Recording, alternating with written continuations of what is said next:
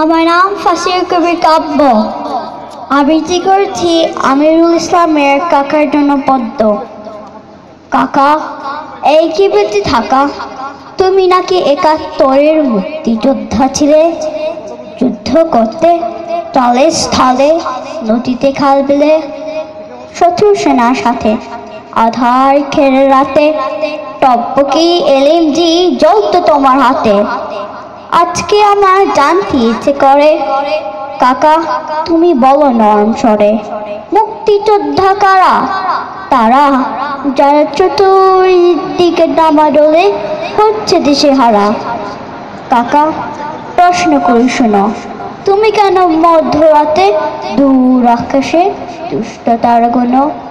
কথা বলো নিজে সঙ্গে নিজে, ভাবতে থাকো কি যে, কিসের দুঃখ কিসের নীরবতা?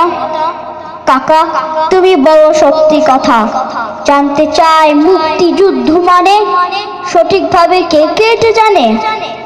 যুদ্ধে আমরা লড়েছিলাম, দেশকে স্বাধীন করেছিলাম, কিন্তু তুমি কি পেয়েছো কাকা?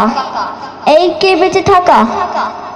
কাকার চোখে অশ্রু ঝরে, কাকা চোখে নীরব স্বরে বলেন, কথা শুনো কাকা, একটুখানি জীবনী, একটু বেঁচে থাকা। ধন্যবাদ। কাব্য, তুমি ওই মাইকের সামনে দাঁড়াও। তুমি আমাদেরকে বলো যে তুমি যে কবিতাটি পড়লে এটি কে লিখেছে? আমিরুল ইসলামের। আর তোমাকে এই কবিতাটি আবৃত্তি বা পাঠ করা কে শিখিয়েছেন? আমার মা। তোমার মা কি এখানে আছেন? জি। তুমি কি একটু তোমার মাকে ডাকবে এখানে? আসো।